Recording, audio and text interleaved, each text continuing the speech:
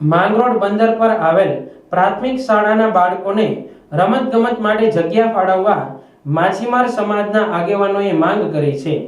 માંગરોળ બંદર પ્રાથમિક શાળા પાસે આવેલ તાલુકા પંચાયત હસ્તકની જમીન બાળકો માટે રમતગમતનું ગ્રાઉન્ડ ફાળવણી કરવા બંદરના ખારવા માછીમાર સમાજે માંગ કરી છે। માંગરોળ ખારવા સમાજ દ્વારા તાલુકા વિકાસ અધિકારીને લેખિતમાં રજૂઆત કરી છે। માંગરોળ બંદર વિસ્તારમાં સરકારી તાલુકા પંચાયતની સર્વે નંબર 1358 વાળી જમીન બાળકો માટે રમતગમતનું ગ્રાઉન્ડ બનાવવા ફાળવવાની માંગરોળ બંદરના માછીમાર સમાજના આગેવાનોએ માંગરોળ ટીડીઓને લેખિતમાં રજૂઆત કરી છે।